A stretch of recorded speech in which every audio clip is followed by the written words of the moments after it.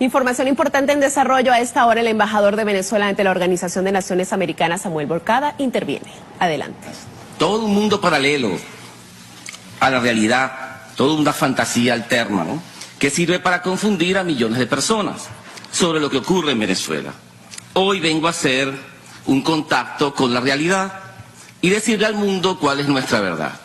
Primer punto, lo que acaba de ocurrir aquí con el cuento de que quién es el gobierno que se reconoce en la OEA. Es la primera farsa, una estafa, un fraude, un timo, un truco, una maniobra, una manipulación. Todos le están echando tierra en los ojos. Y sin embargo sigue funcionando y lo sigue repitiendo. Señor presidente, el único modo que yo, como representante del Estado venezolano y representante del gobierno del presidente constitucional Nicolás Maduro Moro, miembro pleno de esta organización, con todos los derechos ejercidos por más de 70 años, el único modo, repito, que yo me pare de esta silla, sin violar la ley internacional, sin violencia, sin trampa, sin fraude, sin manipulación, sin arbitrariedad, es que, señor presidente, usted tenga en sus manos la resolución aprobada por la Asamblea General Extraordinaria de la OEA, donde 24 Estados miembros votaron por la suspensión de los derechos del Estado venezolano en esta organización. Señor presidente, sin esa resolución de la Asamblea General, todo acto es nulo y significa la destrucción de esta organización. Lo que acabamos de escuchar del secretario general es falso, miente, estafa. Lo dice delante de todos, por eso los estados del CARICOM se lo reclamaron. Porque él dice que tiene una decisión de la Asamblea General, necesita 24 votos y no los tiene. Es falso. Es falso que una resolución del Consejo Permanente con 18 votos desconozca a un Estado miembro. Es falso, es un acto de propaganda. La única, en todos los estatutos de esta organización, la única pena que se le puede aplicar a un Estado se llama suspensión. Y ocurre con 24 votos en una Asamblea General de Cancilleres. Y eso no ha ocurrido. Todo lo demás es falso. Por eso hay un señor por ahí por los pasillos diciendo que él es. Y los medios repiten. Y después hay unos videos que dicen que me sacaron a golpes de aquí. Y la gente los cree. Una montaña de mentiras que se cae simplemente conmigo sentándome aquí. Se derrumba todo. Se derrumba la mentira, se derrumba el fraude. No sigan mintiendo, por favor. Consigan los 24 votos de la Asamblea y si me paro de aquí legítimamente. Incluso hacen trampa diciendo que provisionalmente el Consejo Permanente, pues mentira, los abogados saben que es mentira. Esos abogados que repiten eso lo hacen porque quieren hacer la trampa. También que están hablando, nos amenazan permanentemente que nos van a quitar las visas. Bueno, si nos quitan las visas es trampa. Porque está Estados Unidos usando su enemistad personal o bilateral con Venezuela para afectar el funcionamiento bilateral. Ya rompimos relaciones con Estados Unidos en el punto de vista bilateral, no acá. Si lo hacen es trampa, es truco, arbitrariedad y es abuso de poder. Todo eso tenemos que desmantelarlo, eliminar la niebla de la mentira de los ojos de la mayoría del pueblo y de la opinión pública internacional. Ese es el primer punto. Quieren reconocer a quien quieran reconocer, es una facultad soberana de cada Estado. Cada Estado puede reconocer a quien le parezca, eso no nos metemos nosotros. Pero lo que sí es cierto es que para sacarnos de aquí se necesita cumplir con la Carta y no hacer estafas. Primer punto, señor presidente. Vamos ahora al centro de todo lo demás. Señor presidente, una ola de autoproclamaciones recorre el hemisferio. En Venezuela, un diputado se para en una plaza y se autoproclama en un presidente. En Miami, unos turistas se reúnen en un restaurante y se autoproclaman el Tribunal Supremo de Venezuela. Acá en esta sala, el secretario general se autoproclama jefe de la OEA y empieza a desconocer estados y a dar órdenes sin tener autoridad para ello. No la tiene, es falso, está mintiendo. Y empieza a tomar órdenes en nombre de los estados. Él no es el jefe de la OEA. Él habla como si fuera el presidente de los estados. Eso no funciona así. Por favor, entiendan cuál es la función de ese señor acá. Igual cuando llama a la guerra, viola todo lo que está haciendo acá. En la misma OEA, un empleado de los órganos de propaganda de Washington se autoproclama embajador de Venezuela. Sin que nadie... Por favor, dejemos que termine de hablar. Yo voy a terminar. El señor vicecanciller. El señor Bolton, asesor de la Casa Blanca, afirma que ya están repartiendo concesiones petroleras en Venezuela a compañías de Estados Unidos. Cuando se robaron nuestras refinerías petroleras, el primero que se sentó con los administradores de la empresa no fue un venezolano, fue el señor Bolton, el mismo señor que hoy amenaza a la India y a otros países que compran petróleo a Venezuela. El señor Bolton se autoproclamó administrador colonial del petróleo venezolano. Se trata de la doctrina Trump, quien afirmó que solo enviaría sus tropas a otros países si se roba el 50% del botín. Yo no estoy exagerando. Millones de personas han visto y explicado esto al propio presidente Trump en las redes sociales.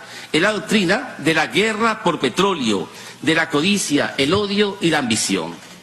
A la doctrina Trump se le unen otros países europeos. El Banco de Inglaterra le robó al pueblo venezolano más de 1.200 billones de dólares en oro, simplemente porque pueden hacerlo, sin necesidad de explicación alguna. Con el regreso del pillaje, del saqueo del colonialismo, se destruye la confianza en los depósitos bancarios de todos los países del mundo, en los bancos norteamericanos y británicos. Estados Unidos y el Reino Unido se roban los ahorros de los pueblos si la oportunidad se los permite. Es el negocio de la rapiña y el asalto a los que creen en sus promesas de neutralidad e imparcialidad. El derecho internacional y todos los contratos pierden sentido cuando la trampa y la codicia es la base moral de los imperios. Es la doctrina Trump. El ganador se lleva el despojo, mínimo un 50%. Señor presidente, con el mayor saqueo a nuestro pueblo en siglos, con el robo gigantesco acompañado de la entrega más abyecta, llegamos entonces a la infame crisis humanitaria que tanto han citado aquí. Vamos a dar una respuesta, por favor, permítame. La maquinaria de propaganda oculta los motivos de la agresión y la escala del robo. Se concentra en los motivos humanitarios de los ladrones, quienes ahora son convertidos en Madres Teresas de Calcuta y que sienten una enorme preocupación por el sufrido pueblo venezolano. A los saqueadores le debemos entonces nosotros agradecer que nos ofrezcan las migajas del botín que se llevaron. Al destruir las fuentes económicas del país, producen una masiva violación de los derechos humanos de nuestro pueblo, generando el caos y el máximo sufrimiento colectivo. Usan a nuestro pueblo como rehén para destruir la paz social y debilitar la fortaleza de la nación. Se trata de una guerra de desgaste. Los agresores imponen una narrativa de salvadores humanitarios. Ahora quieren derrocar al gobierno porque ellos tienen que salvar a los hambrientos y enfermos que ellos mismos están produciendo. Si en verdad, señor presidente, se preocupan por los necesitados, solo con devolver lo robado ayudarían inmediatamente, pero ese no es el objetivo. De los 30.000 millones de dólares que se roban, anuncian 30 millones para aliviar los efectos del crimen. Eso es un acto inmoral y barbárico, y a eso lo llaman ayuda humanitaria. Esto se trata de una gigantesca operación de propaganda. La solución más sencilla es eliminar las medidas de extorsión extranjera contra nuestro pueblo. Pero como se trata de imponer un gobierno colonial, las limosnas deben ser entregadas usando la fuerza militar extranjera. Ahí se lo dijo un embajador, acaba de decirlo. Hay que imponerlo por la fuerza. Como así mismo lo reconoce unos señores en Miami que se autoproclaman tribunal y que ya autorizaron una invasión militar de Estados Unidos a su propio país. Lo dijeron aquí ayer en este mismo edificio. La verdadera ayuda humanitaria, señor presidente, solo puede ser neutral, independiente, universal, no política y debe ser entregada a solicitud del Estado receptor. Nunca puede ser usada para propósitos de extorsión o de agresión, y menos para justificar una guerra. Esta trampa la ven claramente organizaciones serias en el tema humanitario como la Cruz Roja Internacional o las Naciones Unidas, las cuales se han negado a participar en esta operación de propaganda porque ataca la esencia de lo que soporta el humanitarismo en el mundo, cuál es la confianza, la buena voluntad y la paz. Esto no está hecho para la paz, señor presidente. Si quieren una prueba adicional y definitiva de la perversidad e inmoralidad de este proyecto de agresión, la encuentran en el hecho de que la persona encargada de la operación por parte de los Estados Unidos hoy es exactamente la misma que organizó en 1986 el envío clandestino de armas para la guerra civil en Nicaragua, en aviones camuflados. ¿Cómo los camuflados, señor presidente? Como ayuda humanitaria. Enviaba armas como si fuera ayuda humanitaria para matar a los nicaragüenses. No hay mayor cinismo en el mensaje que están mandando en el mundo. Son los mismos actores, son los mismos trucos, es la misma simulación de interés por los que sufren. Son los mismos mensajes enfermizos de los que un día expresan interés por los niños venezolanos y al día siguiente dicen que nos van a invadir para llevar ayuda. Nos van a matar para salvarnos, van a bombardearnos para alimentarnos. Es el humanitarismo colonial que ofrece alivio, pero que termina vendiendo la guerra de conquista. Ayer el presidente Trump declaró la emergencia de seguridad humanitaria en su frontera sur. ¿Eso significa que va a enviar comida y medicina a los migrantes que se acerquen a su frontera? No, no, no. Les va a construir un muro. ¿Es posible, señor presidente, creer que los que ponen a niños en jaulas en Estados Unidos y construyen humillantes muros son sinceros cuando se trata de los niños venezolanos? Si quieren ayudar a Venezuela, no amenacen con guerras y devuelvan lo que le robaron a nuestro pueblo.